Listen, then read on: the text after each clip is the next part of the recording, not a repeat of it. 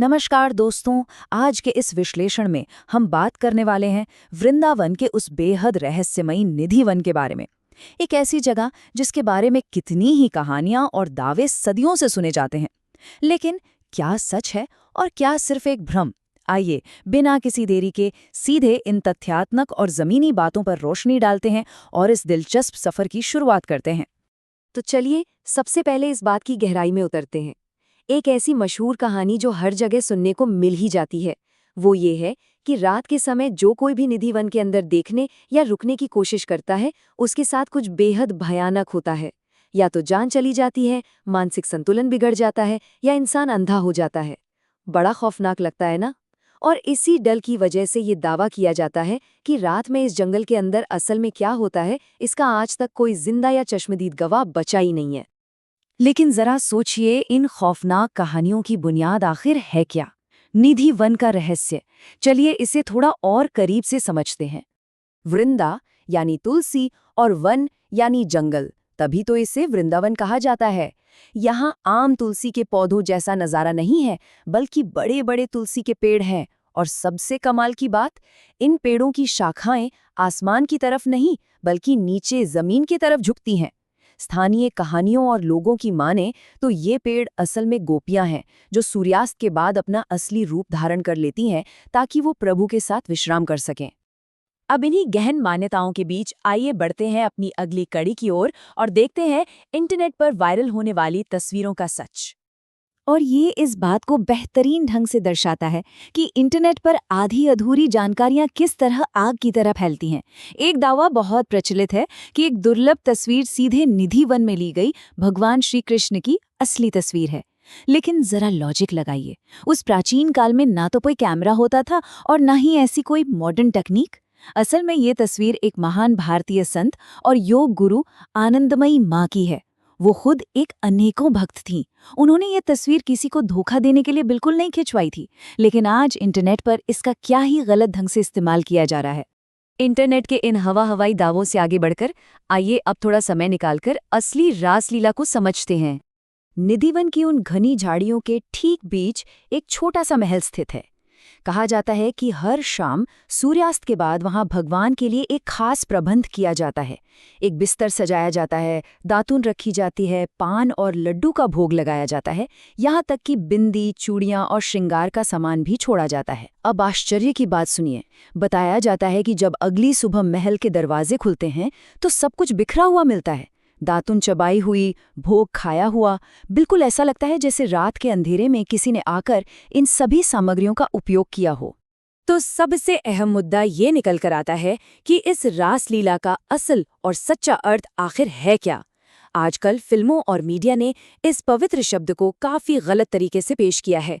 हकीकत में आध्यात्मिक रूप से रासलीला का अर्थ होता है एक भक्त की अपने भगवान को प्राप्त करने की बेहद शुद्ध और वासना रहित इच्छा।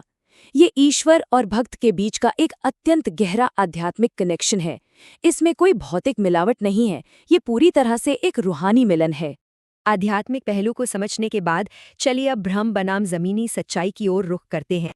इंटरनेट पर एक बेहद बड़ा मिथ्या फैलाया गया है कि निधिवन के आसपास के घरों में या तो खिड़कियां बिल्कुल होती ही नहीं हैं, या फिर उन्हें डर के मारे हमेशा टाइटली बंद रखा जाता है ताकि भूल से भी कोई बाहर जंगल की तरफ ना देख ले। लेकिन दोस्तों, जमीनी सच्चाई तो कुछ और ही कहानी बयान करती है। लगातार हो रहे निर्माण की वजह से जंगल अब काफी सिकुड़ चुका है और ठीक उसकी दीवारों से लगकर आज 3-3 मंजिला आधुनिक इमारतें खड़ी हैं। और इन इमारतों में खिड़कियां ना सिर्फ मौजूद हैं, बल्कि उन्हें आम दिनों में खुला भी रखा जाता है। यहाँ रोजाना लोग बाहर का दृश्य देखते हैं और उन्हें बिल्कुल कुछ नहीं होता। और सिर्फ इतना ही नहीं, इस बात के पुख्ता प्रमाण मौजूद हैं कि कई विश्लेषणकर्ताओं और इन्वेस्टिगेटर्स ने रात के वक्त इन्हीं आसपास के क्षेत्र से पूरी रात जंगल की वीडियो रिकॉर्ड की है। इन लोगों ने वहां ठीक ठाक समय बिताया और हैरानी की बात यह है कि उन्हें कोई सुपरनैचुरल घटना होते हुए नहीं दिखी।